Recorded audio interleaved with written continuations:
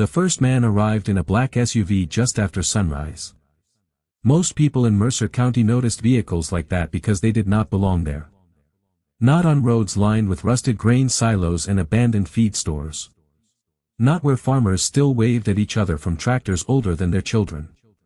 The SUV rolled slowly past the weathered mailbox that read Harlan Bishop in fading white paint before stopping beside a split-rail fence bent from 30 winters. Inside the field, 72-year-old Walter Bishop shut off his tractor. The sudden silence spread across the soybean rows. Walter removed his gloves one finger at a time and watched the visitor step from the vehicle. Expensive shoes. Dark wool coat. Perfect haircut. The kind of man who looked polished enough to belong in a television commercial about private banking. The stranger smiled before Walter even reached the fence. "Mr. Bishop," he said warmly. "Name's Daniel Mercer." Walter nodded once. "I've heard of you." Most people had. Daniel Mercer owned Mercer Development Group, the company currently buying farmland across 3 counties for what newspapers called the largest clean energy corridor in the state's history. Solar installations. Battery storage sites. Distribution terminals. Every county commissioner within 80 miles talked about him like he was bringing salvation itself. Walter looked past him toward the SUV. "You lost?" Daniel laughed softly. "No, sir. I came for your property." Walter's expression did not change. That answer alone told him everything. Over the past year, 6 neighboring farms had already sold. Some owners retired willingly. Others accepted because debt left them no choice. Once the contracts closed, bulldozers arrived within weeks. Old barns disappeared. Tree lines vanished. Survey stakes spread across fields that had belonged to families longer than the state highway itself. Walter had watched all of it quietly. Now the developers had finally reached his road. "Daniel up." Daniel opened a leather folder carefully, almost respectfully. "You own 211 acres, he said. "Prime connection land between the north and eastern parcels we already acquired." Walter leaned one arm against the fence. And I'd like to make you an offer before the county rezones the corridor." That caught Walter's attention. Not because of the money. Because of the wording. "Before the county rezones the corridor." Meaning the rezoning process was already moving behind closed doors. Daniel slid a printed sheet from the folder. "We're prepared to offer $4.2 million for the entire property." The wind moved slowly through the soybean leaves. Walter looked at the paper but did not touch it. $4.2 million was more money than he had seen in his lifetime. More than the farm itself would ever earn in crops. More than enough to buy a comfortable house somewhere warm and disappear from winter forever. Daniel studied him carefully. "You'd still retain residential rights for 12 months, he added smoothly. "And we'd cover all legal fees." Walter finally spoke. "My father built that barn in 1951. Daniel kept smiling politely. "I understand sentimental value can be difficult." Walter looked toward the old red barn standing against the morning fog. Half the paint had peeled away years ago. The roof sagged slightly near the western edge. But every beam inside had been placed there by his father and uncles after returning from Korea. People from cities called structures like that obsolete. Farmers called them history. Daniel stepped closer to the fence. "Mr. Bishop, respectfully, this county is changing whether anyone likes it or not. The corridor's coming through. Property taxes are already rising. Once rezoning happens, maintaining operations here becomes difficult for independent farms." Walter noticed the shift instantly. The smile remained. The tone changed. That was not an offer anymore. That was pressure. "You saying the county's gonna squeeze me out?" Daniel raised both hands casually. "I'm saying I'd rather see you profit than struggle." Walter stared at him for several seconds. Then he asked the question quietly. "Who told you I was struggling?" For the first time, Daniel hesitated. Only briefly. But long enough. Walter had seen that hesitation before. Bank officers.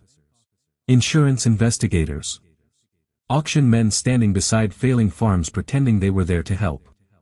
They always knew more than they admitted. Daniel recovered quickly.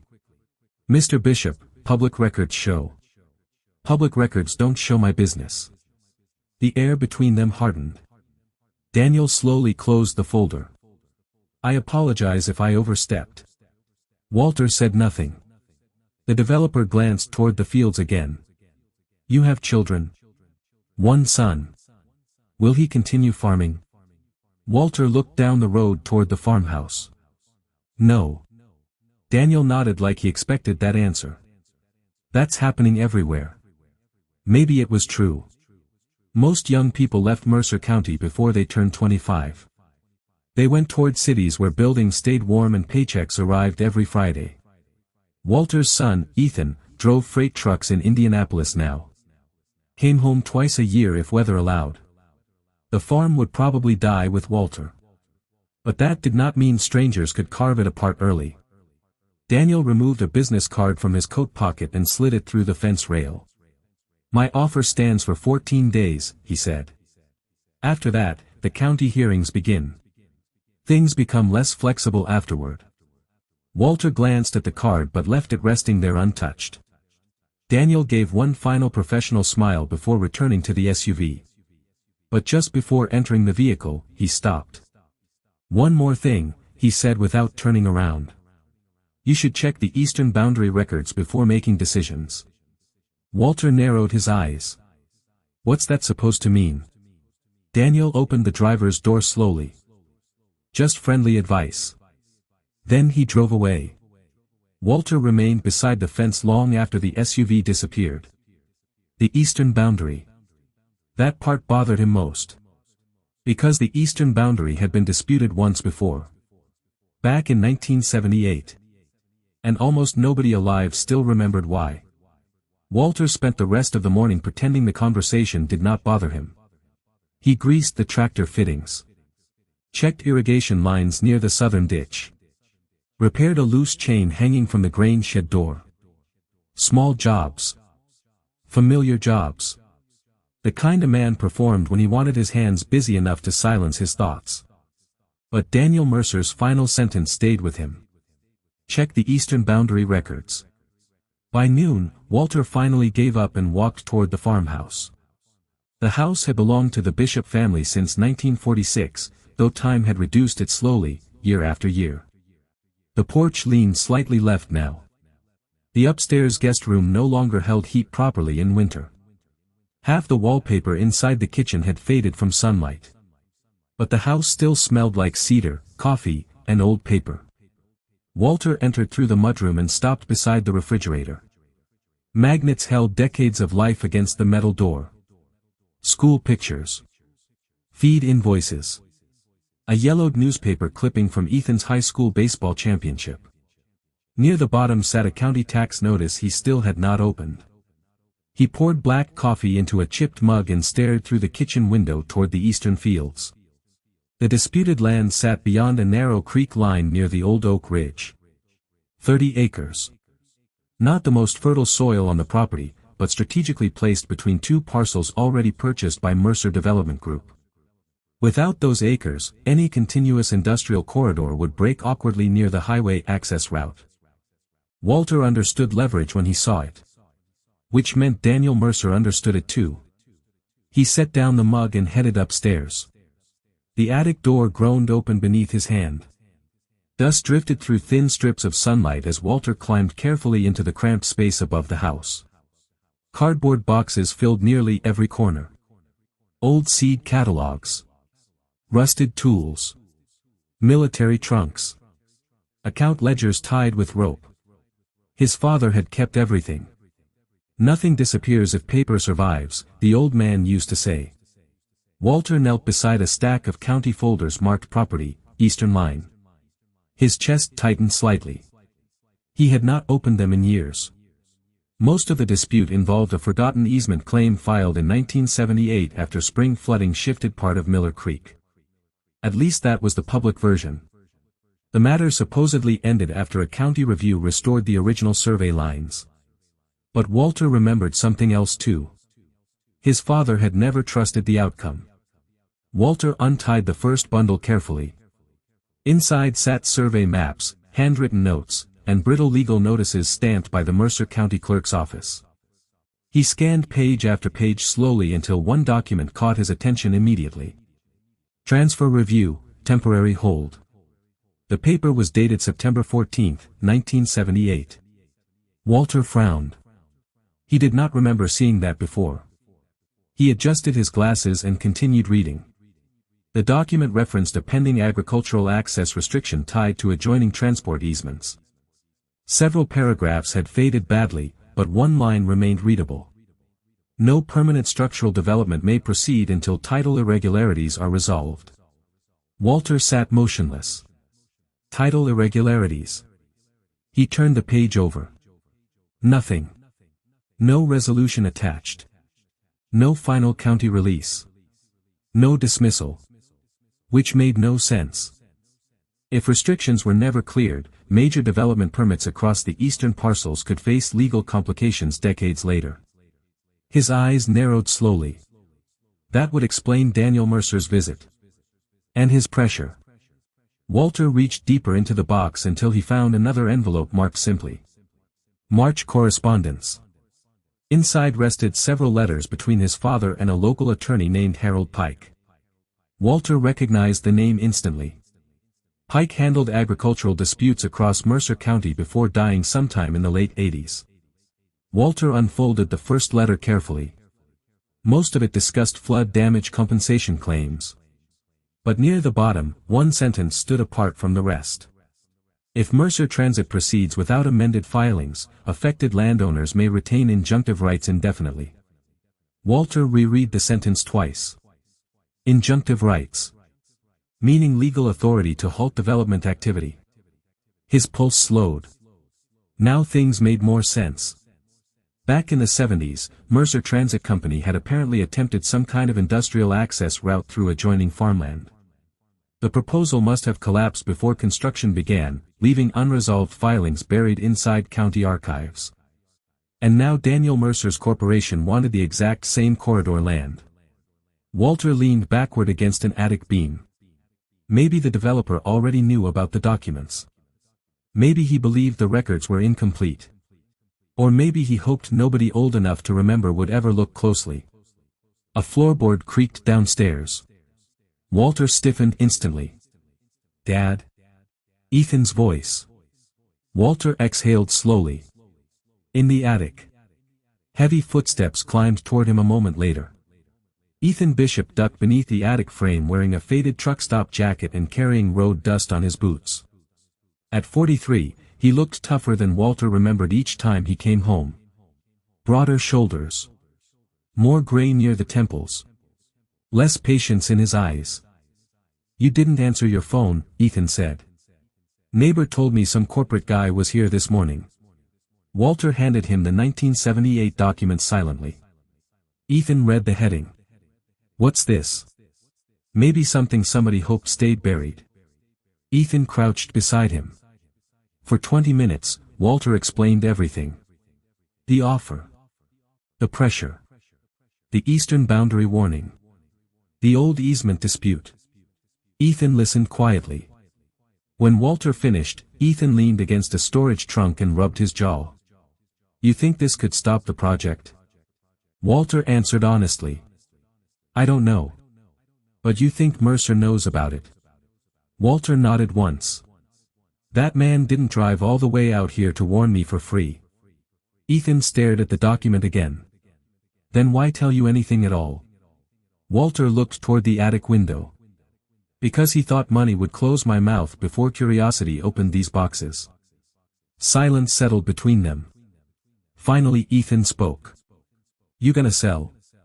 Walter took longer to answer than expected. The truth was complicated. $4.2 million could erase every debt attached to the property.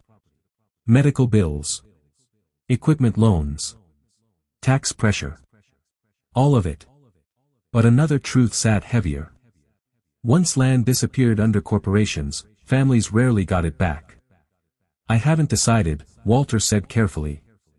Ethan looked at him directly. "Dad, if this paper's real, they won't stop politely asking." Walter knew that too. Companies like Mercer Development Group did not build billion-dollar corridors by accepting refusal from elderly farmers. They applied pressure.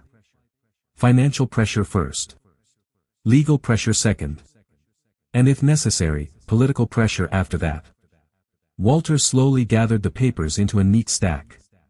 "Tomorrow," he said quietly, "we're going to the county records office." Outside, far beyond the eastern soybean fields, a line of survey flags moved in the wind like warning markers. And neither man noticed the black SUV parked half a mile down the county road watching the farmhouse through binoculars. The Mercer County Records Office sat beside the courthouse square in a limestone building older than most people living nearby. Walter had entered the place hundreds of times over the years for tax filings, equipment liens, and crop registrations. But that Wednesday morning felt different. The building no longer carried the slow confidence of small-town government. Now it felt tense. Busy. Renovated. New security cameras hung near the entrance.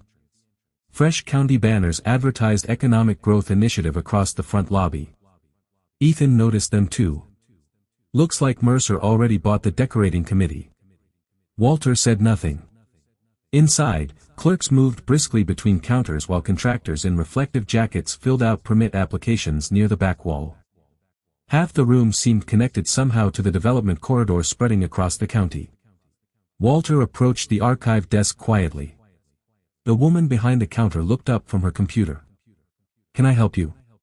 Walter removed his cap. "Need access to Eastern agricultural boundary records. Flood revisions around Miller Creek. Late 70s. The clerk typed for several seconds. "Those files were transferred to restricted archive storage last year." Walter frowned. "Restricted by who?" "County Legal Review." Ethan stepped closer. "For what reason?" The clerk shifted uncomfortably. "I'm not authorized to discuss internal classifications." Walter recognized the tone immediately.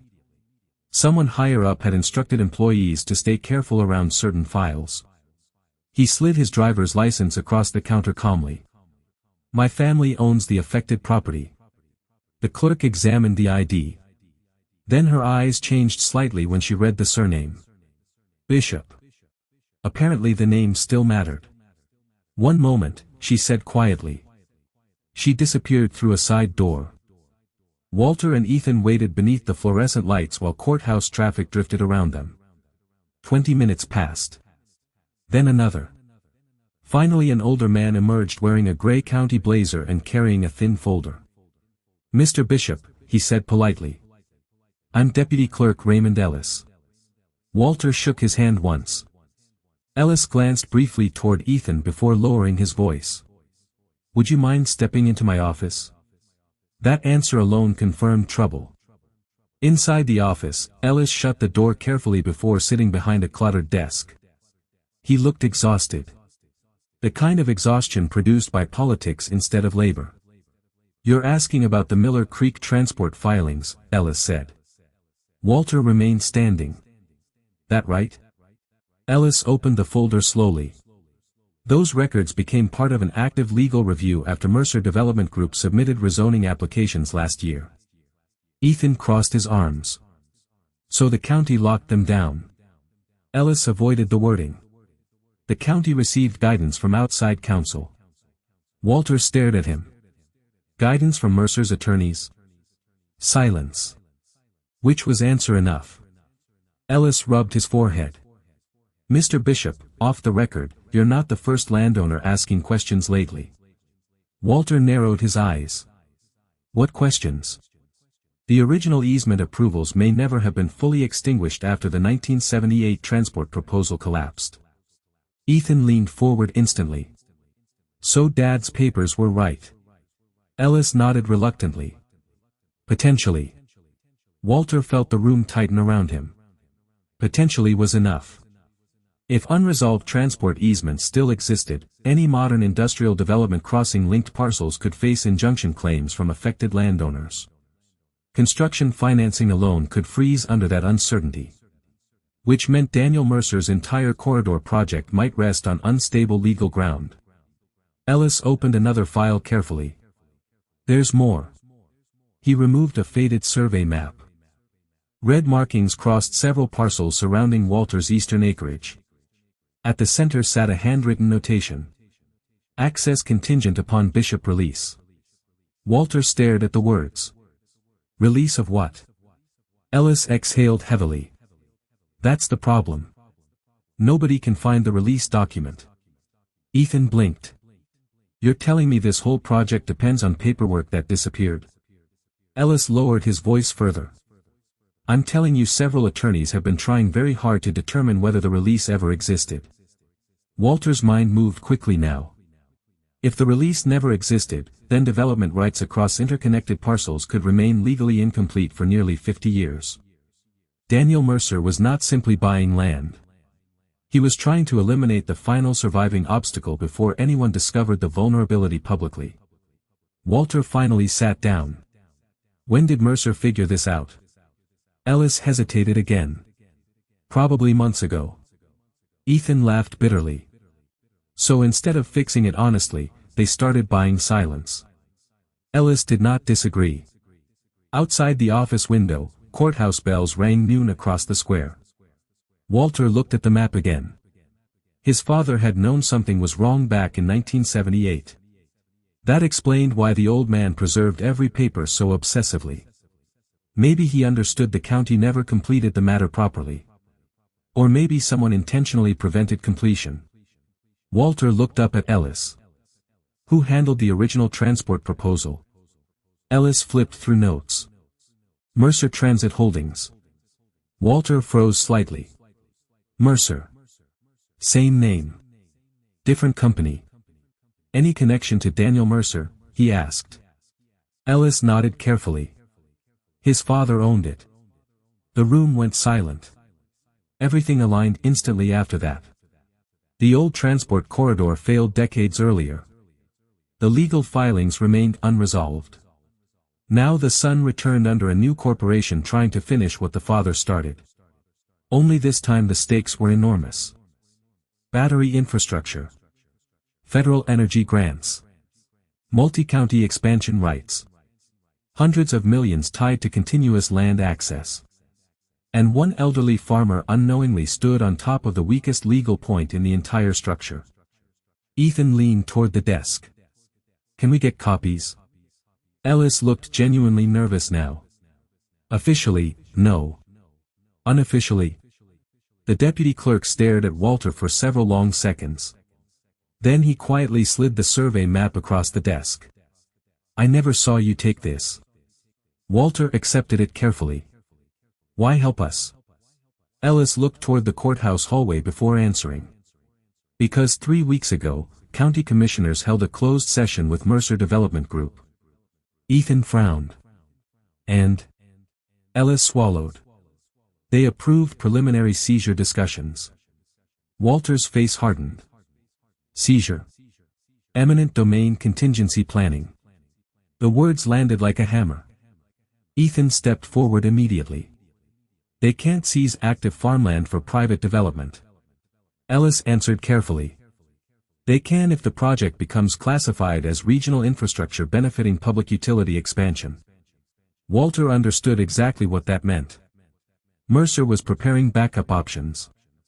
If he refused to sell willingly, the county might eventually attempt forced acquisition under Economic Development Authority. Not immediately. But eventually. That explained the urgency. Daniel Mercer wanted signatures before legal complications surfaced publicly. Walter folded the survey map slowly. When do hearings start? First zoning sessions Friday morning. 2 days away. Ethan looked at his father. What now? Walter stood carefully from the chair. For years he had believed the farm's future depended mostly on weather, prices, and age. Simple problems. Hard problems, but honest ones. Now he understood something different. People with enough money did not merely purchase land. They reshaped laws around it. Ellis spoke one final time before they left. The taller man introduced himself before Walter reached the truck. "Thomas Reed," he said smoothly. "Legal counsel for Mercer Development Group." He extended his hand professionally. Walter ignored it. The second man unfolded the document he carried. Ethan immediately stepped beside his father. "What is this?" "Preliminary acquisition notice," Reed replied calmly. "Nothing aggressive. Merely formal documentation related to pending infrastructure review." Walter took the paper slowly. The heading confirmed exactly what Raymond Ellis warned about. Regional Development Access Review. Below it sat legal language referencing potential transportation utility classification tied to the Mercer Energy Corridor project. Ethan looked furious already. "You people move fast." Reed maintained the same controlled expression attorneys practiced in expensive offices. "Mr. Bishop, we prefer transparency." Walter almost laughed at that. Transparency. A corporation quietly coordinating with county officials while sealing archive records was now discussing transparency in a courthouse parking lot. Walter scanned the notice further. The document mentioned feasibility hearings, route continuity studies, and public benefit evaluations. Buried halfway down sat the sentence Mercer truly wanted him to see. Landowner cooperation may favorably impact future compensation terms. In plain language, sell willingly now or risk worse outcomes later. Walter folded the paper carefully. "You threatening me?" "Absolutely not," Reed answered instantly. "We're offering opportunity before proceedings become complicated." Ethan stepped closer. "You mean before people discover your projects tied to unresolved easements from 1978? That changed everything." Both men froze. Only for a second. But long enough. Reed recovered first. "I'm not familiar with whatever rumor you're referencing."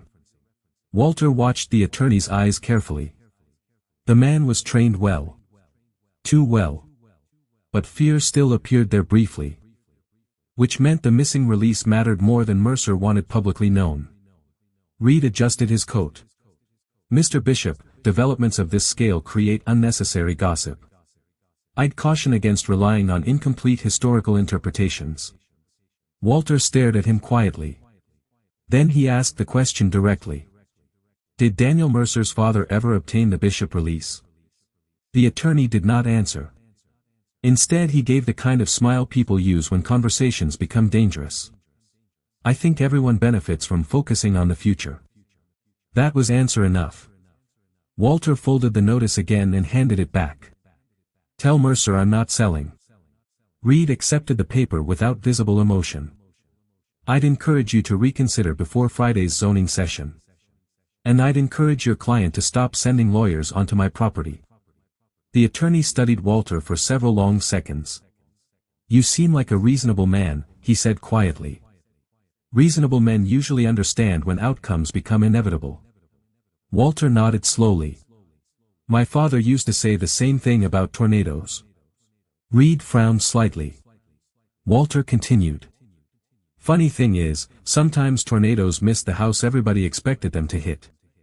The attorney's expression cooled. "Good afternoon, Mr. Bishop." Then both men returned to a silver sedan parked nearby.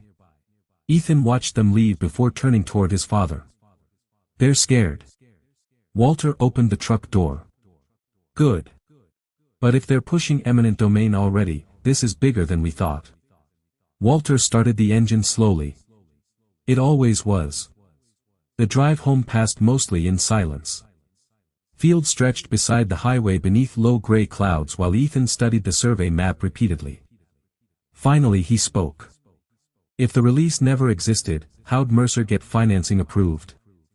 Walter kept his eyes on the road. "Maybe lenders don't know yet. And if they find out?" Walter answered honestly. "Projects collapse." That was the hidden truth corporations feared most. Not lawsuits. Not headlines. Financing instability. $1 billion development could survive angry farmers and political criticism. But uncertainty surrounding land access rights frightened investors instantly. Banks hated unresolved title disputes because they threatened every permit downstream. Which explained Daniel Mercer's urgency. He did not merely need Walter's acreage. He needed Walter's signature validating decades of questionable access claims.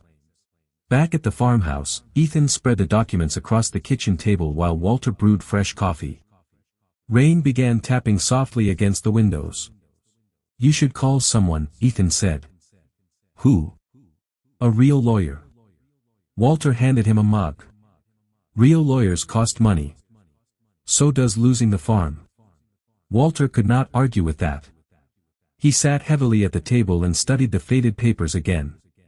Most people would see old records and legal confusion. But Walter saw something else. Fear. Not his own. Mercer's. For the first time since the black SUV arrived, Walter understood the balance between them had shifted. Then the phone rang. Both men looked toward the wall. Walter answered carefully. "Hello." Static crackled briefly. Then a woman's voice spoke quietly. "My name is Linda Pike." Walter frowned instantly. "Pike. My father was Harold Pike.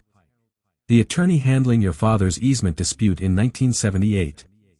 Walter sat upright. "How'd you get this number?" "I heard you visited county records today." Walter exchanged a glance with Ethan. Small towns leaked information faster than water through old wood. Linda continued. "My father kept private files separate from official county copies. After he died, I stored several boxes from his office." Walter's pulse slowed. "What kind of boxes?" "Boxes involving Mercer Transit." The rain outside intensified. Walter gripped the phone tighter. "You still have them?" "Yes." "Why call now?" Silence answered briefly. Then she said something unexpected. "Because someone tried buying them yesterday." Walter felt cold move through his chest. "Who?" "They didn't give names. But they offered $20,000 for records they claimed were irrelevant." Ethan leaned closer instantly, trying to hear. Walter lowered his voice. "What did you tell them?" "I told them no." "Did they threaten you?" "Not directly." That meant yes. Walter stood from the table slowly. "What's in the files?" Linda hesitated. "I haven't reviewed everything. But my father wrote extensive notes about a missing release agreement involving your family." Walter closed his eyes briefly. There it was again. The missing release. The single document Mercer could not produce. And apparently could not afford anyone else finding either. "When can we meet?" Walter asked. "Tonight," Linda replied immediately. "Before somebody else decides to visit." 3 hours later, rain still hammered the county roads when Walter and Ethan pulled beside a small brick house near downtown Mercer. Lights glowed faintly inside. Linda Pike opened the door before they knocked. She looked around 60, tired but sharp-eyed, wearing an old cardigan and carrying nervousness like extra weight. "You came fast," she said. Walter removed his hat politely. "You sounded worried." "I am." She led them downstairs into a basement lined with metal filing cabinets and stacked banker boxes. The air smelled like dust and old paper. Linda stopped beside a work table. "These are my father's private litigation files." Walter stared at the boxes silently. Decades of forgotten legal history sat right there beneath a quiet suburban house. Linda opened one carefully. Inside rested correspondence, engineering surveys, and handwritten attorney notes. Then she removed a sealed envelope. Across the front, Harold Pike had written in black ink. "Bishop release, hold pending court review." Ethan inhaled sharply. Walter felt his heartbeat slow almost painfully. Linda looked at him carefully. "My father never filed it with the county." Walter stared at the envelope. "Why not?" Linda swallowed once. "Because according to his notes, your father refused to sign it." The basement suddenly felt much smaller. If Walter's father never signed the release, then Mercer Transit never legally secured unrestricted corridor access. Which meant Daniel Mercer's entire development project might rest on 50 years of concealed uncertainty. And somewhere beyond the rain-covered streets of Mercer County, powerful people were beginning to realize Walter Bishop finally knew. Walter stared at the envelope for so long that Linda Pike finally pushed it closer across the table. "You should open it," she said softly. His hands moved carefully, almost reluctantly. Old paper cracked faintly as he unfolded the contents. Inside sat a formal release agreement dated October 3, 1978. Mercer Transit Holdings had offered compensation in exchange for permanent industrial access rights crossing several connected agricultural parcels, including the Bishop property. Near the bottom appeared two signature lines. One belonged to Mercer Transit Executive Chairman Charles Mercer. Signed. The second belonged to Walter's father, Samuel Bishop. Blank. Ethan leaned over the table. He really never signed it. Walter continued reading silently. Then another page caught his attention. Attached behind the agreement sat handwritten notes from Harold Pike. Client refused execution after discovering unrecorded expansion language. Walter frowned. Expansion language? Linda opened another folder. My father believed Mercer Transit intentionally altered transport scope descriptions after county review, she explained. The original filing referenced limited agricultural freight access. Later drafts expanded industrial development permissions beyond what landowners initially approved. Ethan looked stunned. So Mercer's father tried slipping permanent industrial rights into a farm corridor deal. Linda nodded carefully. That's what Harold suspected. Walter lowered himself slowly into the chair beside the table. Now the entire story emerged clearly. Back in 1978, Mercer Transit needed continuous land access for a transportation corridor. Most farmers probably believed they were approving limited infrastructure adjustments connected to freight movement and flood control. But somewhere during negotiations, the project expanded quietly toward industrial development rights. Samuel Bishop discovered it. And refused to sign. Without the Bishop release, the entire corridor remained legally fractured. The transport project eventually collapsed. But the unresolved filings never disappeared. Now, nearly 50 years later, Daniel Mercer had returned to rebuild the same corridor under a different industry and a different corporation. Only this time billions of dollars depended on it. Walter looked toward Linda. Why didn't your father expose this publicly? Linda hesitated before answering. Because the county threatened litigation against every affected landowner if the dispute escalated. Ethan laughed bitterly. So they buried it. My father documented everything privately instead. Walter studied the papers again. He understood Samuel Bishop better now. His father had not merely protected farmland. He had refused to surrender control quietly to people manipulating legal language behind closed doors. Outside, thunder rolled across Mercer County. Linda closed the filing cabinet carefully. There's something else, she said. She handed Walter a separate folder marked County Session, Confidential Notes. These came from my father's private records too. Walter opened it carefully.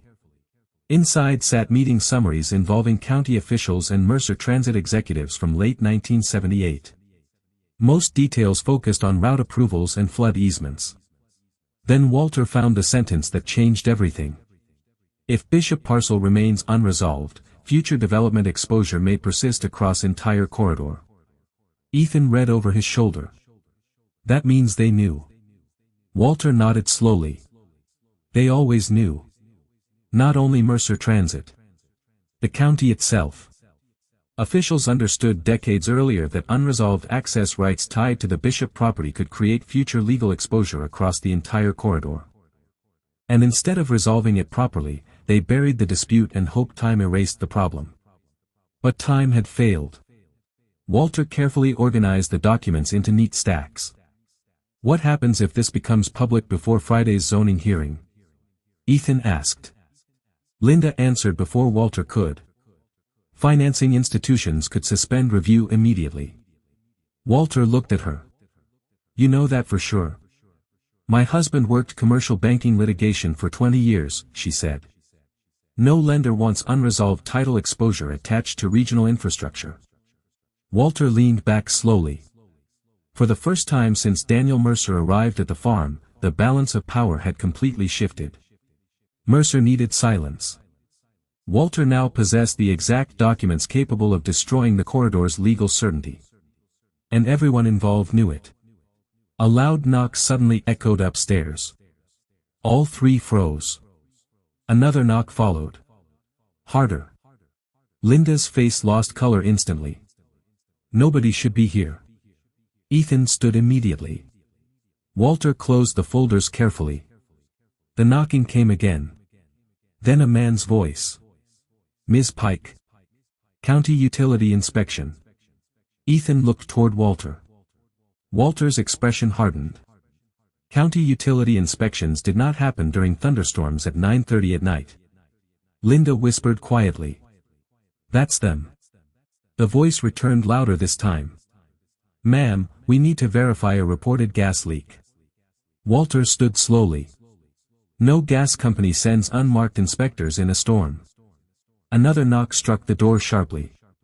Ethan moved toward the basement stairs. Walter grabbed his arm. No. We can't just sit here. Walter lowered his voice. That's exactly what they want. Years of farming taught Walter something valuable. Panicked people made mistakes. And corporations often relied on pressure forcing ordinary people into emotional reactions. Walter looked toward Linda. Back door. She nodded quickly. Through the basement storage room. 10 minutes later, Walter's truck headlights disappeared quietly down a rear alley behind Linda Pike's property while an unmarked sedan pulled into the front driveway. Inside the truck, nobody spoke for nearly 5 miles. Rain blurred the windshield. Finally Ethan broke the silence. They tried intimidating her. Walter kept driving. They tried recovering evidence. And now? Walter's answer came quietly. Now they know we have it. Back at the farmhouse, Walter locked every door before spreading the documents across the kitchen table once more.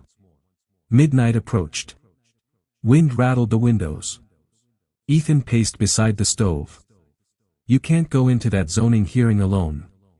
Walter agreed.